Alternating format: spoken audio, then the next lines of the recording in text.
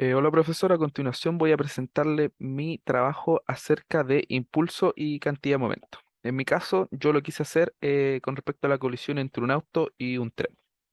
Como dice el enunciado, inicialmente tenemos un auto con una masa de 2 toneladas y un tren con una masa de 300 toneladas que va a 200 kilómetros por hora y el auto va a 80 kilómetros por hora. Y tenemos que la dirección de sus velocidades con respecto al auto va totalmente a la derecha, por lo tanto tiene solamente una componente en el eje X la velocidad y la velocidad del tren solamente tiene una componente en la eje Y, ya que va totalmente vertical con respecto a la dirección del auto. Con respecto a las dos preguntas que planteé, inicialmente yo me pregunté que si era posible deducir el tipo de colisión que se va a producir. Y en este caso, de manera práctica, se puede inducir el tipo de colisión principalmente por los datos que se entregan del problema, ya que el tren, a comparación del auto, tiene bastante más peso, 300 toneladas con respecto a 2 toneladas, además de la velocidad que es más del doble. Por lo tanto, uno tendería a intuir que si es que el auto y el tren chocan de tal manera que el auto quede delante del tren, ambos van a tener una velocidad final compartida, ya que em, la velocidad y el peso que tenga el tren va a ser tan superior que va a hacer que el auto vaya hacia la misma dirección y magnitud con respecto a su velocidad final. Entonces, ya respondiendo la A de manera práctica, ahora vamos a ir a los cálculos y a la teoría. Y como dice el enunciado de la pregunta B, ya sabiendo el tipo de colisión entre el auto y el tren, ¿cuál será la magnitud y la dirección de la velocidad después de la colisión? Entonces, quise agregar además que esta velocidad se tenga que sacar tanto en el eje X como en el eje Y. Entonces, los datos que yo había entregado inicialmente son la velocidad del auto, la velocidad del tren, la masa del auto y la masa del tren. En esta parte me faltó modificar la masa del auto. Aquí abajo, mt es la masa del tren. Entonces, en este caso, la velocidad del auto nos entregan en kilómetros por hora.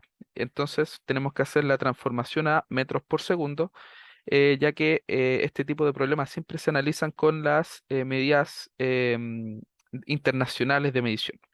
Entonces, con respecto a las masas, también tenemos que pasar de toneladas a kilogramos, como se ve en estos dos recuadros. Entonces, tenemos la velocidad del auto, 22,22 metros por segundo, la velocidad del tren, 55,56 metros por segundo, la masa del tren, que es 300.000 kilogramos, y la masa del auto, que son 2.000 kilogramos. Entonces, ya teniendo todos esos datos, procedemos a realizar los cálculos. En este caso, como estamos analizando cantidad de momento con respecto a la masa y la velocidad inicial y final, tenemos que, en este caso, ocupar la fórmula de colisión plástica o perfectamente inelástica, debido a que, como expliqué anteriormente, la masa y la velocidad del tren con respecto al auto es tan superior que va a ser arrastrado el auto em, por un ángulo y una velocidad similar a la que traía anteriormente el tren. Entonces, por eso es que ocupamos la fórmula de colisión plástica.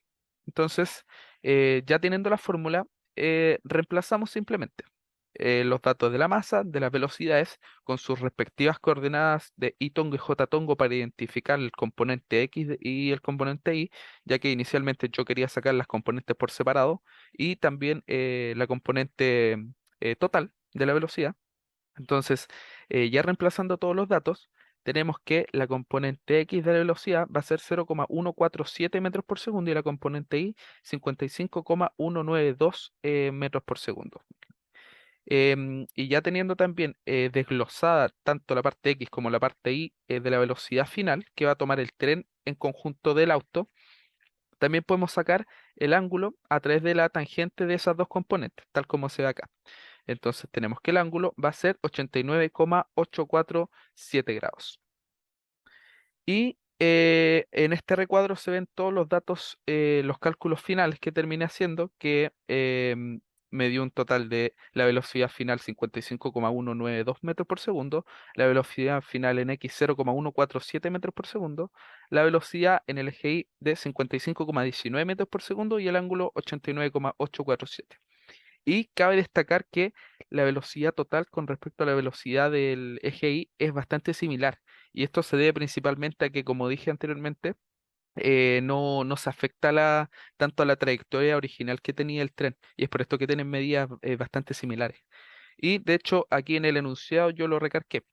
Con respecto al ángulo también, tenemos que el ángulo inicial que tenía el tren era totalmente vertical, por ende, con respecto al auto era 90 grados. Y la masa y la velocidad del auto era tan poca que solamente inclinó 0, un tantos decimales de ese grado, ya que terminó con 89,847 grados.